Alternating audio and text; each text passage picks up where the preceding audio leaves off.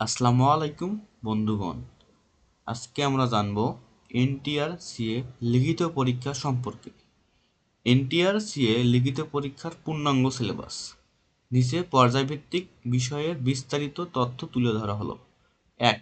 School পর্যায় মানে সহকারী শিক্ষক পদে যারা মাধ্যমিক বিদ্যালয়ে সহকারী শিক্ষক হিসেবে আবেদন করেন তাদের নিজ নিজ স্নাতক বা গ্র্যাজুয়েশন বিষয়ের উপর পরীক্ষা দিতে হয়।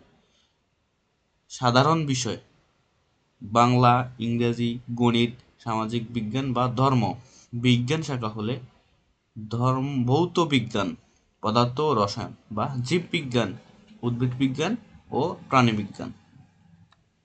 ব্যবসা শিক্ষা হলে ব্যবসা শিক্ষা সংশ্লিষ্ট বিষয়সমূহ।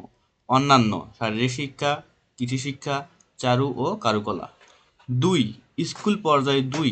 ট্রেড ইনস্ট্রাক্টর ও মৌলভী।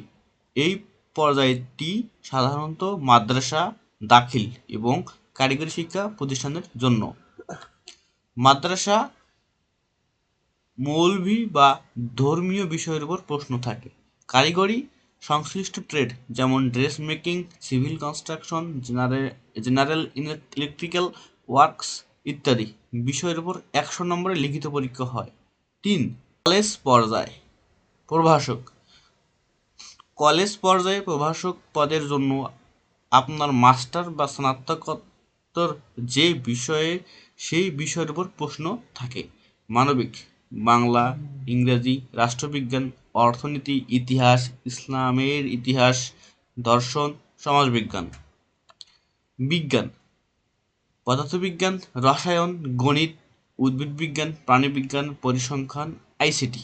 ব্যবসা শিক্ষা: ব্যবস্থাপনা, হিসাববিজ্ঞান, ফিন্যান্স ও ব্যাংকিং, মার্কেটিং। আশা করি ভিডিওটি ভালো লাগছে। আমাদের সাথে থাকবেন এরকম আরও নতুন নতুন আপডেট তথ্য জানার জন্য। Thanks everyone.